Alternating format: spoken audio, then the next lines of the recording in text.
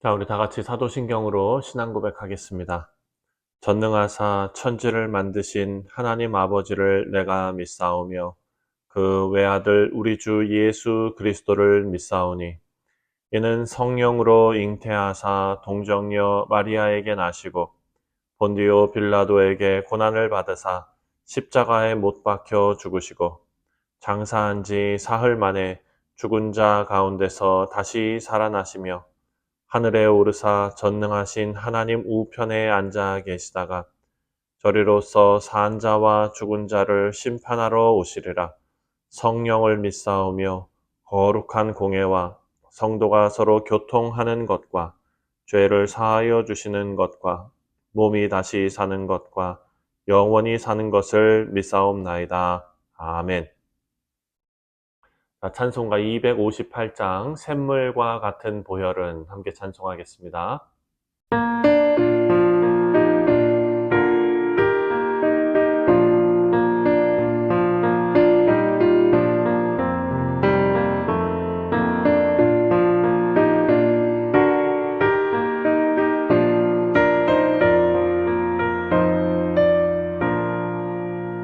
샘물과 같은 보혈은 주님의 피로다.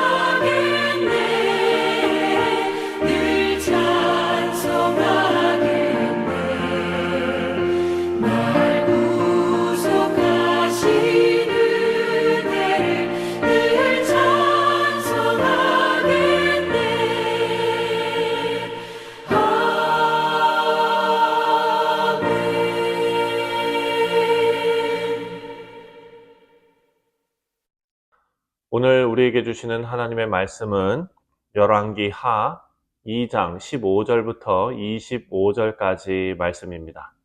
맞은편 여리고에 있는 선지자의 제자들이 그를 보며 말하기를 엘리야의 성령이 하시는 역사가 엘리사 위에 머물렀다.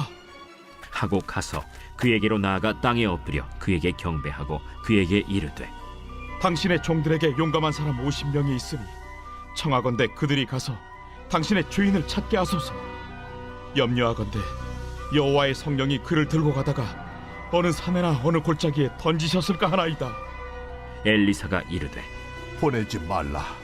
하나 무리가 그로 부끄러워하도록 강청하매 보내라. 그들이 50명을 보냈더니 사흘 동안을 찾되 발견하지 못하고 엘리사가 여리고에 머무는 중에 무리가 그에게 돌아오니 엘리사가 그들에게 이르되 내가 가지 말라고 너희에게 이르지 아니하였느냐? 그 성읍 사람들이 엘리사에게 말하되 우리 주인께서 보시는 바와 같이 이 성읍의 위치는 좋으나 물이 나쁨으로 토산이 익지 못하고 떨어지나이다. 엘리사가 이르되 새 그릇에 소금을 담아 내게로 가져오라. 하매 곧 가져온지라. 엘리사가 물 근원으로 나아가서 소금을 그 가운데에 던지며 이르되 여호와의 말씀이 내가 이 물을 고쳤으니 이로부터 다시는 죽음이나 열매 맺지 못함이 없을지니라 하셨느니라. 그 물이 엘리사가 한 말과 같이 고쳐져서 오늘에 이르렀더라. 엘리사가 거기서 베델로 올라가더니 그가 길에서 올라갈 때에 작은 아이들이 성읍에서 나와 그를 조롱하여 이르되 대머리여 올라가라! 대머리여 올라가라! 엘리사가 뒤로 돌이켜 그들을 보고 여호와의 이름으로 저주하매 곧 수풀에서 암곰 둘이 나와서 아이들 중에 42명을 찢었더라. 엘리사가 거기서부터 갈멜산으로 가고 거기서 사마리아로 돌아왔더라. 네, 어제 묵상한 말씀에서 엘리야는 불병거를 타고 하늘로 올라갔습니다. 이 일이 너무나 엄청난 일이었기 때문에 우리가 이 말씀을 읽을 때마다 모두 엘리야에게만 초점을 맞추며 말씀을 읽어 나가는 경향이 있습니다. 하지만 이 상황에서 또 다른 중요한 내용이 있는데 그것은 바로 엘리야의 제자 엘리사가 엘리야의 후계자가 될 수 있는가 하는 여부였습니다. 어제 묵상한 말씀 9절을 보면은요, 엘리사가 엘리야에게 영감을 갑절이나 더하게 해달라라고 요청을 합니다. 구했습니다. 성령께서 엘리야에게 역사하신 모든 일보다 더 크게 자신에게 역사하게 해달라고 요청하는 것입니다. 이에 대한 엘리야의 답변이 10절에 나오는데요. 어제 본문이지만 10절 말씀을 한번 보겠습니다. 이르되 내가 어려운 일을 구하는도다. 그러나 나를 내게서 데려가시는 것을 내가 보면 그 일이 내게 이루어지려니와 그렇지 아니하면 이루어지지 아니하리라. 자, 이것은 엘리사가 자신의 스승의 능력을 부러워했고 또 야망이 있어서 그 능력의 2배를 구한 것이 아닙니다. 엘리사가 그 선지자적인 사명을 계승하느냐 못하느냐의 문제입니다. 그런데 엘리야는 엘리사에게 이렇게 대답합니다. 엘리사가 엘리야가 하나님의 불병거를 타고 승천하는 것을 보면 자기의 스승이 승천하는 것, 불병거를 타고 승천하는 것을 보게 되면 새로운 선지자로 세움받고 인정받게 된다라는 것입니다. 자, 이제 엘리야가 승천하는 것만큼이나 중요한 것은 엘리사의 선지자적 계승이 이 본문에 확증되는 그 장면입니다. 엘리야와 엘리사 외에 그곳에는 여리고의 선지자들도 있었습니다. 하지만 엘리야의 승천 현장에는 엘리야와 엘리사만 있었고 요단강을 마른 땅처럼 건너서 승천이라는 신비한 사건을 경험하고 이제 엘리사가 다른 선지자들에게 돌아오는 장면이 오늘 본문에 나옵니다. 하지만 이들의 반응이 모두 제각각입니다. 어떤 선지자들은 엘리사를 영접했고 하지만 어떤 선지자들은 엘리야가 승천했다는 엘리사의 말을 믿지 못합니다. 그래서 엘리야의 시신을 찾고자 엘리사에게 간청합니다. 그래서 사흘이나 시신을 찾아서 헤맸는데 찾지 못하지요. 당연한 결과입니다. 하지만 엘리사의 반응이 뭔가 다르다는 것을 우리가 발견하게 됩니다. 여러분, 이들에게 자신의 말을 믿지 않은 것에 대해서 심하게 책망하는 것이 아니라 내가 가지 말라고 하지 않았느냐라고 말하고 끝납니다. 엘리사는 엘리야의 종이었습니다. 그리고 종으로 또 엘리야에게 배우는 학생으로 엘리야 뒤에서 존재하는 사람이었습니다. 하지만 이제 엘리사는 달라졌습니다. 엘리야와 끝까지 함께하며 하나님의 신비한 사건을 보게 되고 또 그 깊은 체험을 바라보면서 하나님께서 엘리야에게 허락하신 능력을 엘리사가 물려받고 이제 다른 선지자들, 다시 말해서 제자들에게도 인정을 받고 있는 것입니다. 이제 엘리사는 엘리야가 완수하지 못한 사명을 이루어야 합니다. 우리 사랑하는 성도님들, 신약을 읽어보면요, 예수 그리스도와 엘리야의 사역 사이에 많은 공통점이 있다는 것을 신약의 저자들은 언급하고 있습니다. 먼저 마태복음을 보면 세례 요한과 예수님의 관계를 엘리야와 엘리사의 관계로 설명을 합니다. 요단강에서 엘리사가 엘리야의 후계자로 세움받는 것처럼 예수님께서도 요한이 베푼 세례를 받으시고 사역을 시작하십니다. 또 엘리사가 엘리야의 능력을 갑절이나 물려받은 것처럼 예수님은 세례 요한보다 더 충만한 하나님의 성령의 임재가 나타났습니다. 예수님께서 세례 받으실 때 하늘에서 큰 음성으로 이는 내 사랑하는 아들이고 기뻐하는 자다라고 말씀하셨습니다. 여러분, 이 일이 벌어지고 있는 이스라엘의 상황은 하나님의 선지자들이 목숨 걸고 우상 숭배자들과 맞서서 영적으로 무너진 나라에서 애쓰고 있는 그런 상황입니다. 북이스라엘이 망해가는 그 상황입니다. 하나님의 능력의 선지자 한 사람이 정말 어찌 보면 아쉽고 아까운 그런 상황 아닙니까? 그런 상황에서 하나님께서는 엘리야를 데려가셨습니다. 능력의 종 엘리야를 데려가십니다. 이제 이스라엘은 희망이 없어 보입니다. 하지만 하나님께서는 엘리사를 세우십니다. 우리가 계속 살펴보겠지만 엘리야는 어찌 보면은 소극적으로 하나님께서 시키시는 사역만 했지만 엘리사는요, 적극적으로 나서서 하나님의 일을 감당하는 것을 보게 될 것입니다. 여기서 우리가 알 수 있는 것은 하나님께서는요, 하나님의 도구로 사용하시는 하나님의 일꾼들과 또 그들이 교체되는 것, 여러분, 이런 것과 상관없이 하나님의 뜻을 이루어 가신다라는 것입니다. 하나님의 구속사는 어떤 경우에도 한순간의 단절도 없이 온전하고 완전하게 이루어지고 있음을 우리는 믿어야 합니다.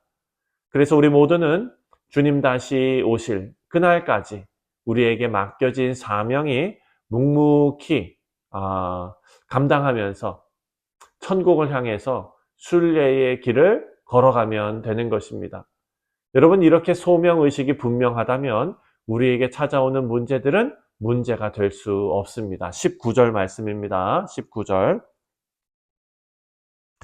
그 성읍 사람들이 엘리사에게 말하되 우리 주인께서 보시는 바와 같이 이 성읍의 위치는 좋으나 물이 나쁨으로 토산이 익지 못하고 떨어지나이다.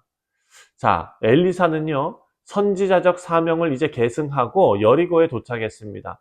이 성읍에는 문제가 있었는데 수질이 나빠서, 물이 나빠서 열매 맺는 나무들의 열매가 제대로 연글기도 전에, 익기도 전에 다 떨어져 버린다는 것입니다.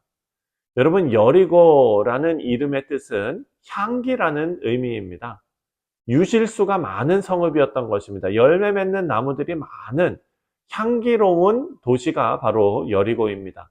그런데 수질이 나빠져서 나무들이 열매를 맺지 못하는 상황이 되어버렸습니다. 이것은 이 성읍의 재앙이지요. 이 성읍 사람들은 이것을 저주로 인식했을 것입니다. 그리고 이 저주의 성읍에 엘리사는 하나님의 생명의 복을 가지고 옵니다. 여러분, 나무가 과실을 맺지 못한다는 것은 이 땅에 죽음과 생명을 생산하지 못하는 절망에 사로잡혀 있다라는 의미가 됩니다. 여리고 사람들이 엘리사에게 공손히 이 문제를 알렸습니다. 그리고 엘리사는 죽음과 불임의 이 문제를 해결합니다. 21절입니다. 엘리사가 물 근원으로 나아가서 소금을 그 가운데에 던지며 이르되 여호와의 말씀이 내가 이 물을 고쳤으니 이로부터 다시는 죽음이나 열매 맺지 못함이 없을지니라 하셨느니라 하니. 자, 이 사건으로 하나님의 말씀이 생수의 원천이 되어서 이 저주받은 도시가 생명의 도시로 회복되는 역사를 이루게 되었습니다. 사랑하는 성도님들, 이것을 구속사적인 그런 시각으로 바라보면 출애굽할 때 마라의 쓴물이 고쳐진 기적, 여러분 이 기적과 연결되고 있습니다. 모세는요, 마라의 쓴물을 단물로 바꾸었습니다. 엘리사는 여리고의 샘을 고쳐서 생명을 땅에 심게 되었습니다. 예수님께서는 물로 포도주를 만드시는 첫 번째 기적을 행하셨습니다. 여러분, 이 모든 사건이 마라의 쓴물 그리고 엘리사의 이 사역, 여러분 이 모든 것이 예수님을 예표하고 있는 것입니다. 예수님께서 우리의 생명의 근원이 되심을 증거하고 있는 것입니다. 예수님께서는 생명의 주가 되시지만 동시에 죄와 사망의 권세를 심판하시는 심판주도 되십니다. 23절부터 25절까지 말씀을 보면은요, 엘리사가 이제 베델로 돌아가는 길에 베델의 아이들이 엘리사에게 대머리여 올라가라, 대머리여 올라가라 하면서 엘리사를 조롱하는 장면이 나옵니다. 그리고 엘리사가 분노해서 이들을 저주하고 그러자 야생 짐승들이 나와서 아이들 42명을 찢었다라고 기록하고 있습니다. 여러분, 이 말씀을 읽으면서 대머리라고 놀림받았던 엘리사가 어린애들의 철없는 그 행동에 어른답지 못하게 과잉 반응을 해서 아이들이 끔찍하게 죽게 되었다라고 생각할 수 있습니다. 하지만 이 사건은 그렇게 단순하지가 않습니다. 이 사건은 역사적인 뿌리가 있는 상징적인 사건입니다. 여러분, 베델은 그 이름 뜻 그대로 하나님의 집이라는 뜻입니다. 그리고 성경에서 예루살렘 다음으로 많이 나오는 언급되는 그런 중요한 지명입니다. 그런데 여로보암 왕 당시에 베델에 금송아지를 만들어서 하나님을 조롱했습니다. 그리고 아합 왕 때에는 여호수아가 여리고를 무너뜨리고 그곳을 저주했는데 다시 아합 왕 때 그 여리고성을 재건해서 하나님을 조롱합니다. 여러분, 이 땅은 하나님의 집, 야곱의 하늘에 오르는 사다리를 보았던 그곳입니다. 엘리야 시대에는 하나님의 사람들을 양성하던 그런 곳이었습니다. 하나님의 은혜가 큰 그런 곳이지만 하나님을 향한 조롱이 가득했던 곳입니다. 엘리사는 이런 조롱의 도시를 심판한 것입니다. 하지만 영원한 중보자 우리 주 예수님께서는 십자가에서 모든 조롱을 다 감당하시고 다 겪으시고 또한 자신을 조롱하는 사람들을 위해서 기도하시면서 하나님과 사람을 욕하는 자들이 용서받을 수 있는 길을 열어주셨습니다. 우리 사랑하는 성도님들, 오늘 이 아침도 우리 인생의 생명으로 찾아오신 주님을 꼭 기억하시기를 바랍니다.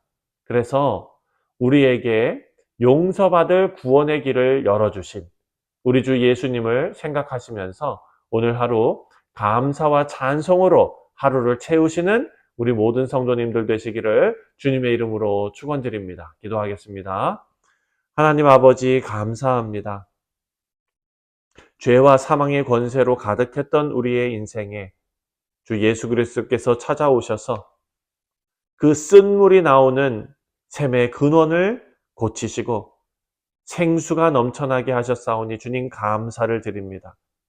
이제 우리의 마음에서 넘쳐나는 이 귀한 생수로 영혼을 구원하고 하나님께서 찾으시는 한 영혼에게 생명이 증거되는 복된 일에 쓰임받게 하여 주옵소서. 감사드리오며 예수님의 이름으로 기도하옵나이다. 아멘. 하늘에 계신 우리 아버지여, 이름이 거룩히 여김을 받으시오며 나라가 임하시오며 뜻이 하늘에서 이루어진 것 같이 땅에서도 이루어지이다.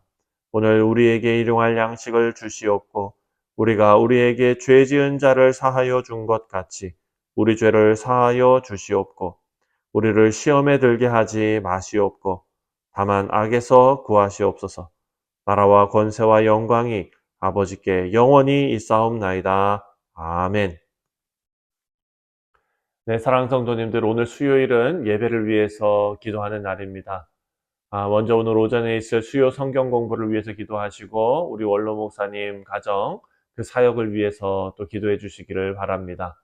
그리고 우리 교회에서 하나님 앞에 올려드리는 모든 공예배 가운데 하나님의 은혜가 풍성하게 임할 수 있도록 위해서 기도해 주시고 또 우리 각자의 삶이 오늘 우리가 받은 말씀처럼 하나님의 생명의 생수가 넘쳐나는 복된 인생들이 되어서 복음을 증거하는 일에 쓰임받을 수 있도록 삶의 예배가 넘칠 수 있도록 예배가 없는 곳에 예배가 있게 하는 귀한 사역에 쓰임받을 수 있도록 함께 기도하시기를 바랍니다. 다 같이 기도하겠습니다.